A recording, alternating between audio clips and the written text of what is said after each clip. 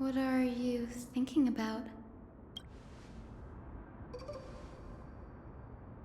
Is that so? You don't look the slightest bit amazed, though. Plus, you seem to be strangely familiar with the city around the Great Tree.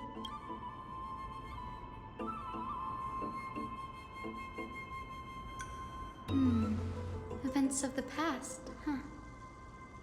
I was also a child when I looked up at Circe's. Their leaves and branches reflected the sparkling stars, and their trunk was like a pillar that supported the sky and ground. I stood at this very spot back then, imagining the day when I could climb to the top of this tree, because I would be the closest I can be to the sky at that spot.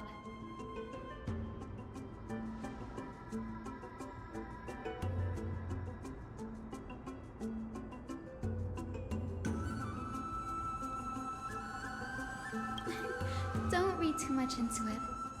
I mean, can mortals even hope to reach Aquila's realm? They're a strict and draconian god, nothing like Circe's. Reason is willing to share what is theirs with others, but Sky only expects people to revere them. You get what I'm saying, right, Denny? After all, the titan that imprisoned you and Grey here in Amphorius is none other than Aquila themselves.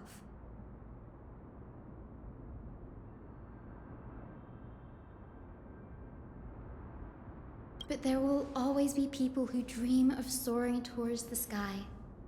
The Grove has a wealth of research on Aquila, and that is exactly what we are here for. It's just, I never thought Grey would meet with something like that before we set off.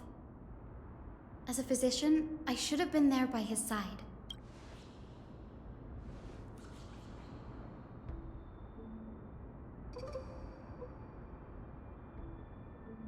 Yeah, there's no rest for the weary, huh?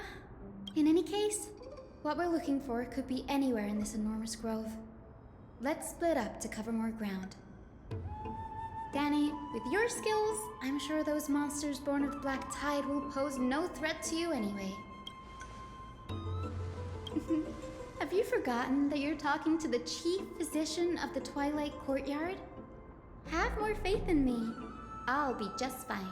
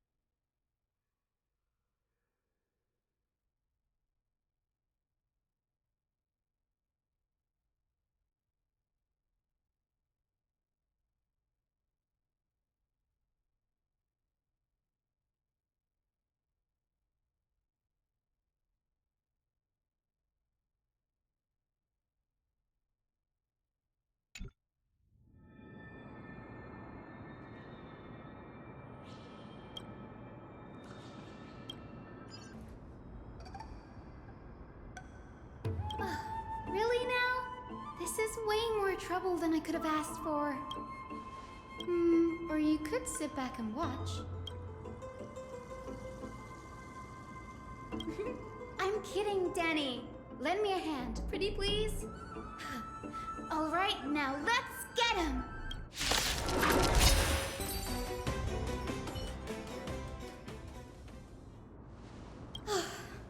The Black Tide is remarkably quick to detect the light of Amphorius. So or rather, the blessings of the Sky Priest in me, might have unknowingly called them to me. Anyway, never mind that for now. Here, you might want to have a look at this.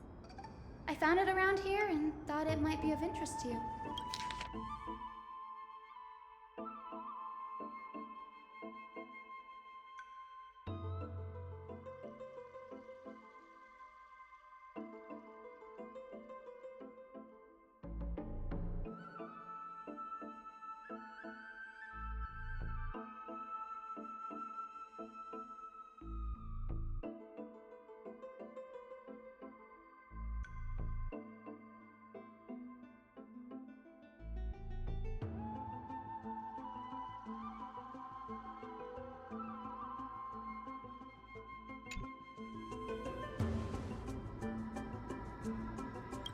This is new.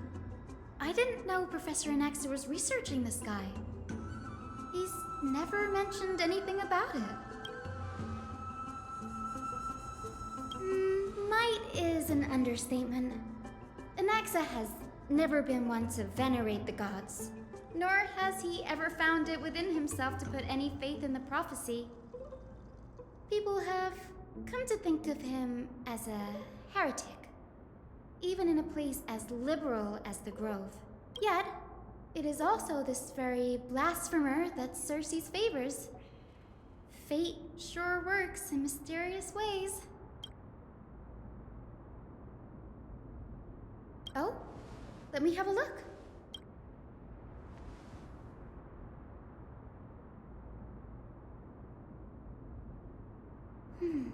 By the looks of them, these scrolls are records of two conversations that took place in the same setting, one after the other.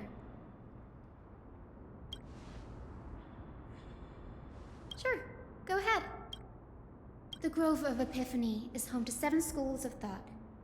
While all 7 schools are founded on the ideologies of Thanatos, the first scholar, each is unique in its own way. Among them, the Venerationists revere and worship the Titans the most. As the sage of the Venerationists, Euthyphro has always been at loggerheads with Anaxa.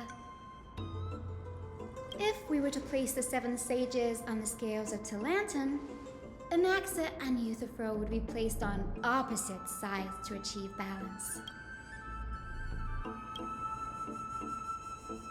Nearly everyone in Amphorius has heard the story of the skyships by now.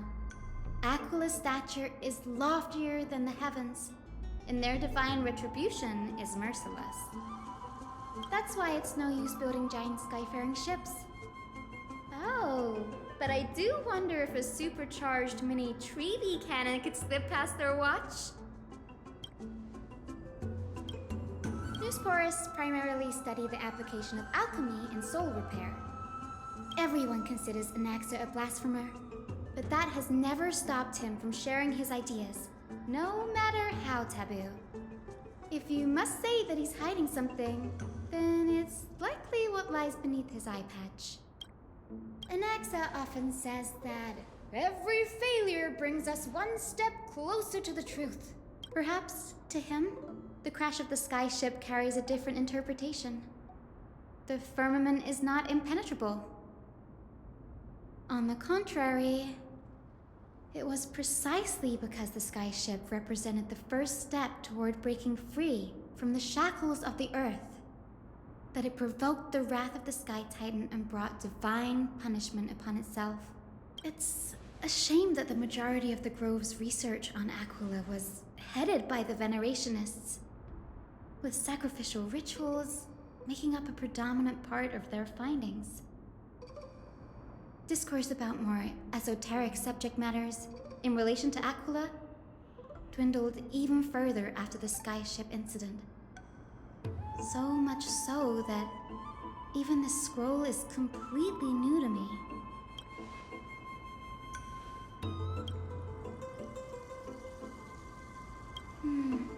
That's what I'd like to know. What are these experiments he's involved in? Even I, the assistant lecturer, know next to nothing about them. I have a bad feeling about this. Could there be more to what happened at the Grove? This is the Library of Philia, a place where the Grove stores its collection of tomes. Other than books written by the 7 schools, you can also find philosophical texts, ballads, and religious writings from the outlands here. Cities that desire to learn from the Grove were apparently expected to contribute knowledge of equal value to what they sought. We've had more than our fair share of hilarious episodes over the years. For instance, it's said that the erythrocheramists once borrowed a manuscript from a certain author, but ended up returning a copy instead of the original. What's more, the original manuscript was supposedly then hidden here.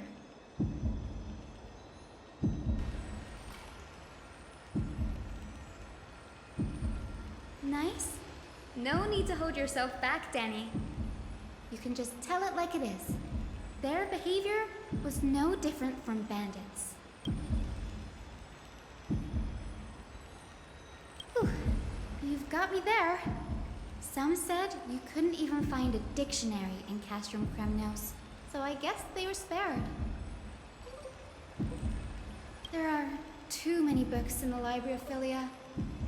Flipping through them all will take too long. Why don't we use the biblioslate to search for the texts we need? We can bring them back to Akama for reading after that.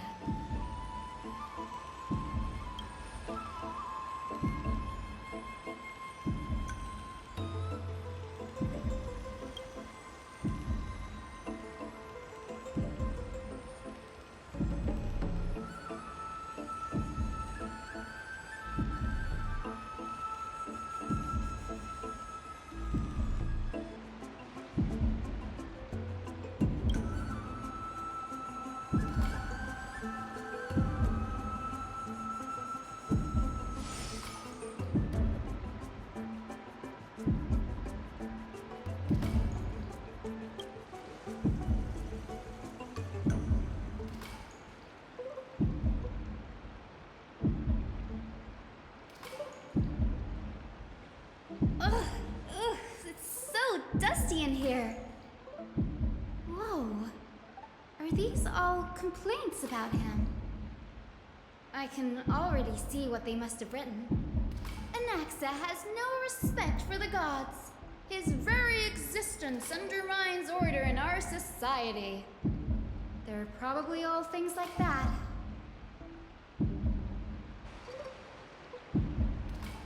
Why else would they call him the Great Performer? When Anaxer established his school of thought, the first thing he apparently did was read his own work to everyone. Are the Titans truly an accurate reflection of what humans think gods should be? Worlds created by gods are indubitably perfect, but what of Amphorius? Only foolishness and insensitivity everywhere you turn.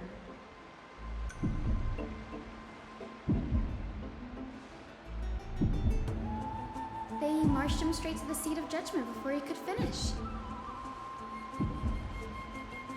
Though what he took on in the end was more of a debate than an actual trial.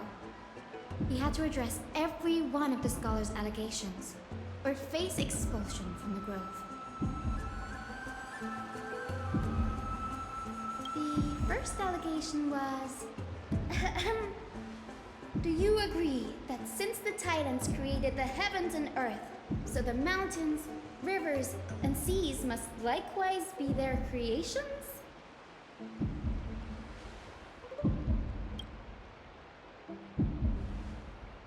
Anaxa would have probably been spared a lot of trouble if he had answered this way. Instead, He quoted past instances of the flame chase journey and posited that humans have the potential to take over the divinity of Titans. Needless to say, his critics didn't take kindly to his answer, so they followed up with a second allegation. You claim to be studying souls, yet you are, in fact, defiling them and committing acts condemned by the gods. Do you admit it?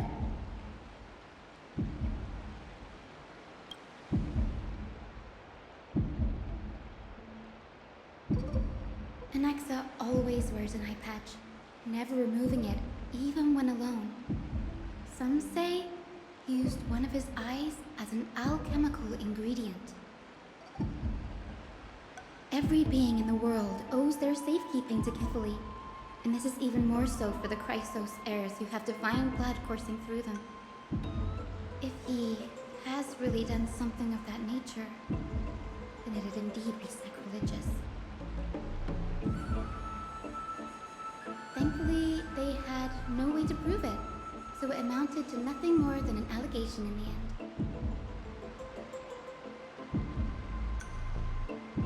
One by one, Anaxa engaged in wars of words against those who would challenge him. Toward the end, a scholar asked him, Anaxagoras, have you any respect for the gods?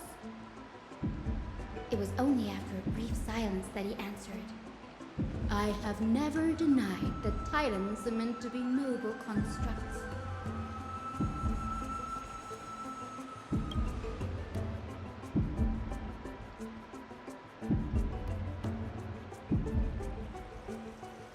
Yes, I'm not sure how that controversy was eventually resolved, but what's for certain at least is that Anaxa was allowed to stay in the grove where he continued his research, despite being regarded as a heretic.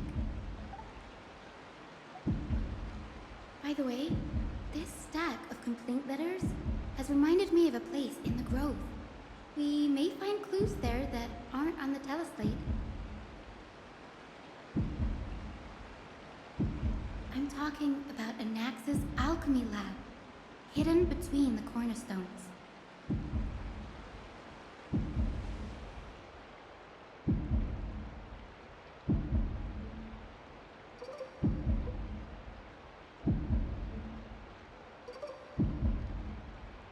It's a well-kept secret. Among the 7 sages, excluding the nominal chief sage, each has a private sanctuary where they can conduct research undisturbed in their free time. Even the administrators of the Library of Philia are restricted from accessing those places and documenting the sage's research. But with the grove in this state, I'm sure Anaxa won't be mad even if we sneak into the lab for a short while, right?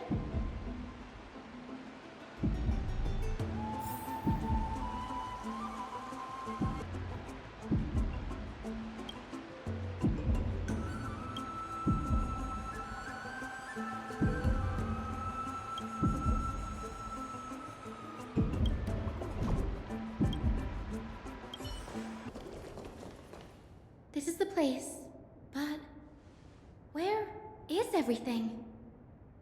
Materials for alchemical experiments, matrix diagrams, and even the seal to the lab.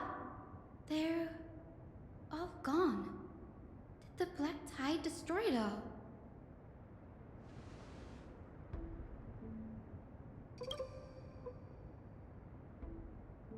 No, not even close.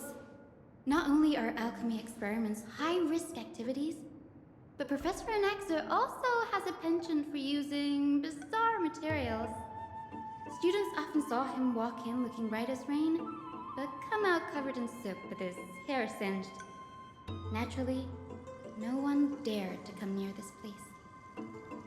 Huh? That bookshelf over there seems to be the only thing still intact.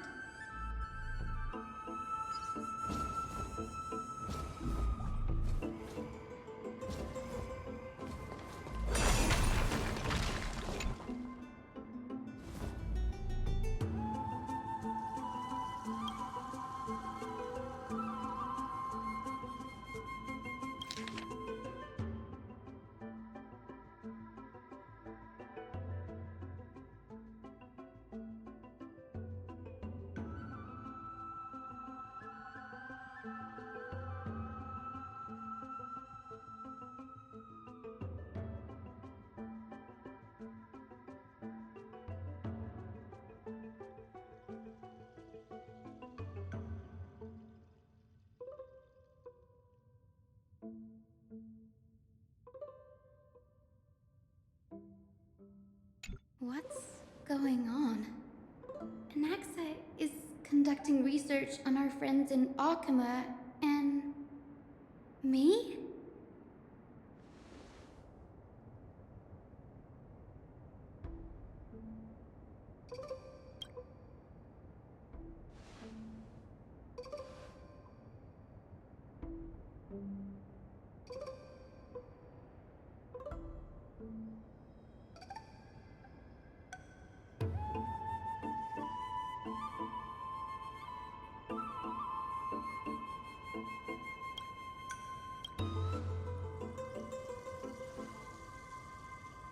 It wouldn't have been so strange if he had focused only on Cassie, given her own curiosity about her origins.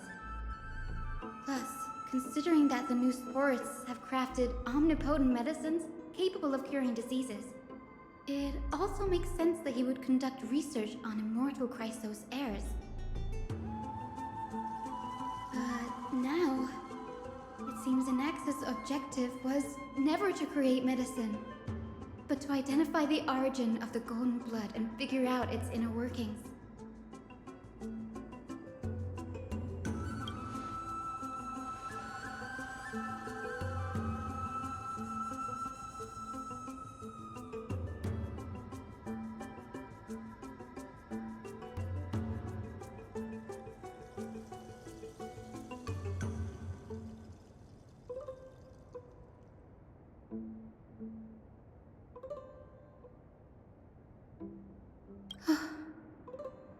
Danny, look at this.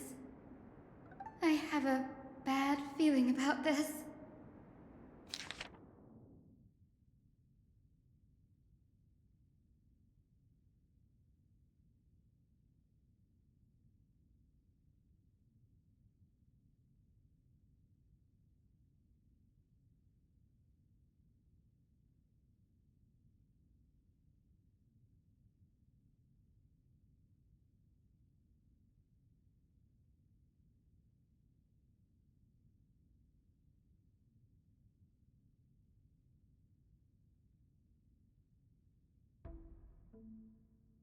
My biggest fear.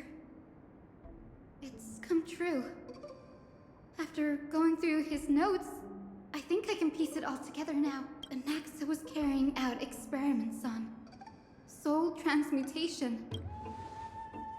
Yes, this is what he was secretly conducting research on. Something he had to keep hidden from others. Compared to his public speeches, this is the real blasphemy. Oh, I just thought of something.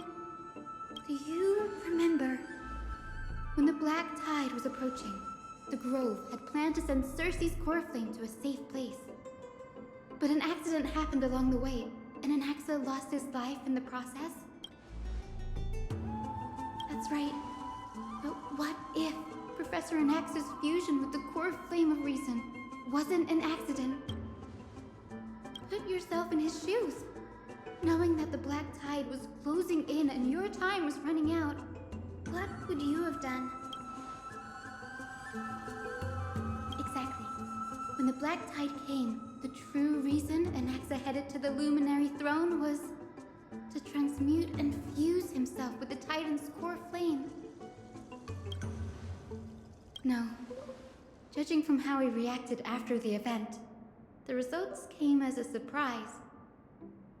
Maybe he failed to consider the possibility that Circe's would make a similar decision. The manuscripts detailing all the alchemical formulae have been taken away. His research is still ongoing. Like, what? There's only one Titan left in the world now. No. No way. He's after Kefali. Sir, this sky above us, it's not real, is it? Of course not. This is just an image from a projection device used for educational purposes. The day-night cycle has been lost to this world. So that students like you may still learn about the night sky, astronomers have harnessed the Titan's miraculous power to manipulate the light, projecting the nights of the past here for you. Much like how the sky above the Holy City is also illuminated by Kefali's dawn device. So, the skies of Akama are fake too. You mustn't conclude that, Anaxa. You should know that only a child would expose a trick and be proud of it.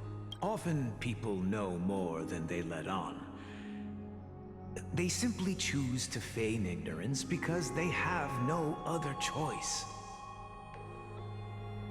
Then they're just deluding themselves. People believe in Kefali's tale of Genesis, accepting wholesale whatever the priests preach. But we're different. We've already walked out of the firelit cave of ignorance. We have already realized that we live in a world where Titans make the rules. Even when we look at the sky, we're only seeing what they allow us to see. Rather than gazing at this mockery of a night sky fabricated by them for the rest of my life, why shouldn't I be the one to take control of the projection device instead? So much time has passed since you sowed the seeds of doubt in my heart, child. Many a night, I find myself penning down all my theories and wild ideas, only to burn them to ashes when I open my eyes in the day. Why? Because we'll face death by burning if word gets out? As a sage of the Venerationists, my soul has already become inextricably linked to the great tree. Every word I say and every move I make is certain to influence every leaf, every branch, even the tree itself. But above all else, my days are numbered. Instinctively, I have my doubts about the golden blood and the human soul, yet I have no means of verifying them. The golden blood in my veins is woefully thin, and I am loath to waste what little time I have left obsessing over a hypothesis that cannot even be proven in the first place. But I can, sir. I can do it for us. The time is right. Give me all that I need, and I shall accomplish this grand feat on your behalf. You're right.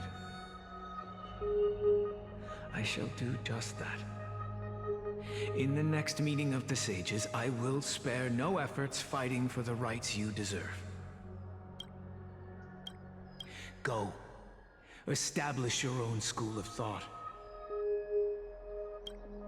Find out what we are. Become the one who conquers the ultimate truths of the world. Child of humanity, you didn't go to such lengths for an audience with Kefali. Just ask him a few questions, did you? So, you figured it out. If I were as foolish as a Dromus, perhaps I'd throw myself down and prostrate before their greatness, begging for the gods' prophetic wisdom. Well, sorry to disappoint, but I'm no Dromus. Alas, I am a human, standing tall on 2 feet, possessing both intellect and pride. Before such power, does it make any difference whether you're a human or a Dromus? I'm sure you're familiar with the story of the Styxians. When the raging waves threatened to swallow them, they didn't just give up and become sitting ducks. No. They constructed a dam that kept the roaring tide at bay, chaining down the mad Fagusa. They call me a blasphemer, Circes. But that doesn't mean I deny the existence of gods. It's just, as I see it, Titans are simply a force that mankind has yet to find a way to tame. Oh? If power that rivals the Titans is what you crave, why not conform to the prophecy and brave the trial? Why stop at harnessing the power of the Titans when I can do so much more? The source of life is what I wish to grasp, to understand what makes up the soul, and to learn what we really are. Thanks to you, I've had the chance to personally verify, in more ways than one, that the soul indeed ceases to exist in death. But where there is death, there is life. And where there is an end, there must also be a beginning. How then is a soul born? That was the only unknown variable left in my calculation. And by the sound of it, you have already formed a conjecture. No, I have already drawn a conclusion. In my journey unto death just now, I finally saw the answer with my own eyes. Professor Anaxa, I'm here. His life hangs by a thread. I must ask you to refrain from taking any unnecessary steps. Of course. I'll bring this to a conclusive end, and give you the answer you so desire. However, in accordance with the principle of equivalent exchange, I must also demand from you what I need. As you wish. Don't you care to know what the price might be? It's a matter of uncovering the truth about the Death Titan and his survival. This may be the only time I can ever save someone's life. There is no need for me to think twice. I see. In that case, let the show begin. Indulge me. Am I correct to say that you intend to prove Thanatos' whereabouts and prove the nature of our existence now? Before I begin, I must confess I had been stuck in a cognitive trap all this time. As unrelated as these two propositions may seem at first glance, they are in fact logical equivalents. They are merely two different ways of telling us about what the soul is at its core. The reason I say this is, as I've mentioned earlier, the answer was hidden in my journey unto death. Anaxa, you were in the Netherrealm? Yes, I am but a living dead man now, but that's not important. What truly matters is, I overheard a conversation between heroes. That's not all. Remember how I said you were a part of that conversation too, Circes? And I've told you that I have no recollection of such an event. That was likely just an illusion conjured up by the mind of a dying man. Of course you would remember, because that wasn't you. That was Calypso, one of the 7 sages of the Grove. Calypso? That's the name I made up on a whim when speaking to this girl. How do you know of it? And surely you jest. Don't you think I, of all people, would know if that were the name of one of the 7 sages under the shade of my tree? Don't you claim to know the Grove's past like the back of your hand? It seems you've lost even the memories seared into your soul. Use your head, Circes. Since all of this took place in the realm of the dead, it stands to reason their likenesses are of souls from the past. The living cannot step foot into that world. So who could they be? Think about Calypso. Why does she share your likeness? Yet you have no idea who she is. The answer is evident, is it not? Those fallen heroes are the mortal incarnations of the Titans before their ascensions to godhood. The gods aren't master creators born out of thin air, and they are no different from humans, because they all evolved from one. Does this answer disappoint you? Yes, because you've answered nothing. If I truly was once human, as you claim, then where do the children of humanity come from? Even on the off chance that you speak the truth, this brings us no closer to grasping Thanatos' whereabouts. How are we to find them? I knew you would say that, but it matters not. I know what I'm doing. Actually, why don't we have this Supreme beings standing before us tell us everything. You can revive a Titan? Humans cannot return from the dead. Neither can gods. But all we need to do is look at this from a different perspective, and the problem will resolve itself. The solution is simple. Just like what you did to me. If I'm reborn as Kefali, I can rebuild the world and all within it as they once did. Simple, is it not?